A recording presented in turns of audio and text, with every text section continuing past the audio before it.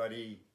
My name is Roland Merullo, and Counselor Ricky Serino has asked me to participate in the Revere Reads, which I think is a great idea. I grew up in Revere on Essex Street, and I write books for a living.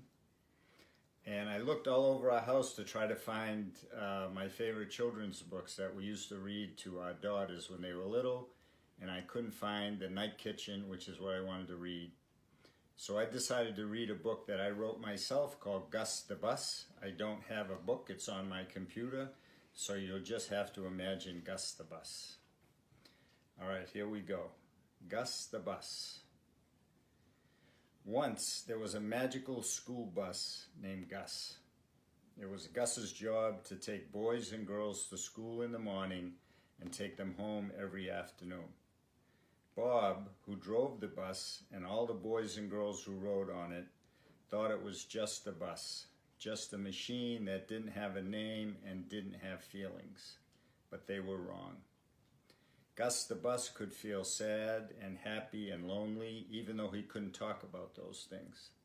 He went to sleep at night and woke up very early in the morning. He liked to be clean inside and out, and didn't like having to run with his cold, bare tires through the snow and rain.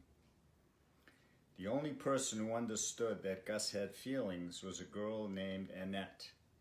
Annette was 6 years old when she first rode Gus to school, and right away she understood that he was her friend. Annette didn't have many friends. She didn't talk very much and didn't have any fancy dresses, and wasn't especially good in her schoolwork or playing kickball at recess. But she knew Gus was the name of the bus, and she knew he had feelings too, just like she did. She just knew it. Gus's number was 106, and every day when Annette got on and off, she saw those numbers, and every day when she rode to school in the morning and home in the afternoon, she would rub her hand lovingly over the seat and the fender when no one was looking, and she would say nice things to Gus. Gus never talked back to her, but she knew he understood, and she knew he was her best friend in all the world. For many years, Annette rode Gus to school and home again, and then she went far away to college. Gus was so sad when she left that he stopped caring about being a good school bus. On cold mornings, sometimes he made it so his engine wouldn't start. Some days he'd break down on the way to school, so Bob the driver had to call for another bus, and all the boys and girls were late. At first, the people who owned Gus tried to fix him up so he would run better. They gave him a new paint job, bright yellow with black numbers and black stripes. They fixed up his engine and washed his sides and roof and windows and filled him up with gas. And for a little while, Gus was happy again. But no one ever talked to him the way Annette did. None of the boys and girls ran their hands over his smooth sides, and soon he began to miss Annette so much and to feel so lonely and sad that he didn't run well anymore.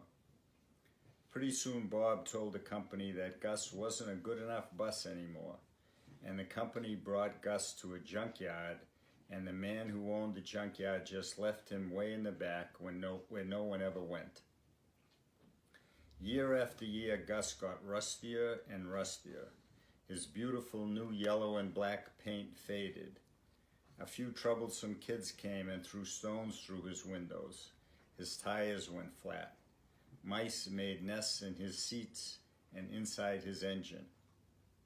After a while, the people who owned the junkyard thought Gus looked so bad that they decided they were going to take him to the next town over and put him in the crushing machine.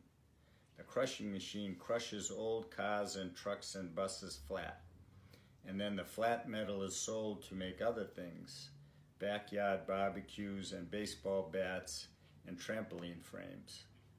Gus was very sad. He knew he was going to be crushed.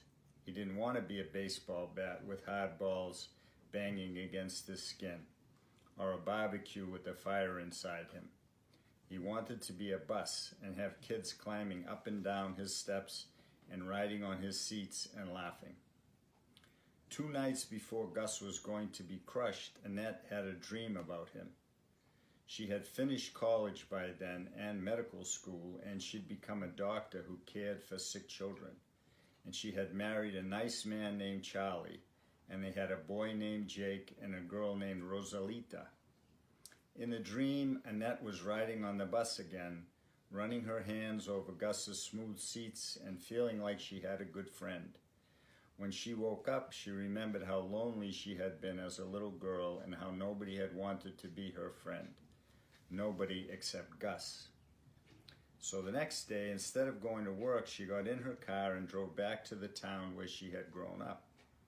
She went to the garage where they kept the school buses and asked the people there if they knew where bus number 106 was.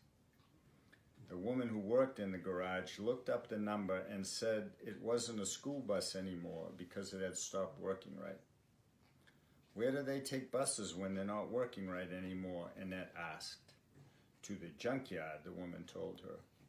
So Annette got into her nice car and drove to the junkyard. She asked the man who worked there if she could see bus number 106, and the man said sure, and walked with her to the back of the junkyard where nobody ever went. But Gus wasn't there. "That's strange," the man said. "It was here yesterday. Maybe it's being taken to the crushing machine. Let's check out front." Sure enough, when the man walked with Annette back to the front part of the junkyard, there was Gus, looking so rusty and old that she almost didn't recognize him. He was sitting up on a big blue truck that was going to take him to the crushing machine.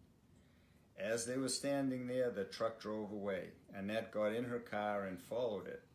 She followed it all the way to the crushing machine place, and then she got out of her car and went up to the people who ran the crushing machine, and she said, "How much is that bus worth?"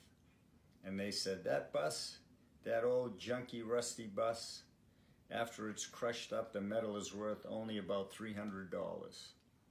So Annette wrote them a check for $300, and then she paid the man in the blue truck to drive Gus the Bus all the way back to her house.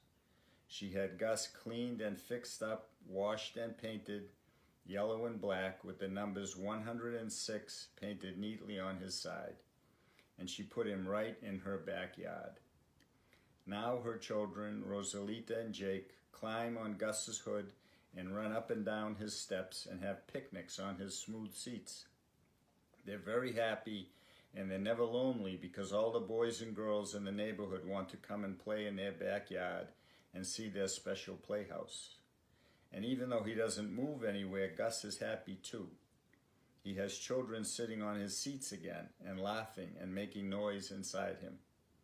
And sometimes, after Annette comes home from helping sick children at work, she goes into her yard and touches Gus on his clean yellow fender, and she says, "Thank you for being my friend a long time ago, when nobody liked me very much and I wasn't good at anything."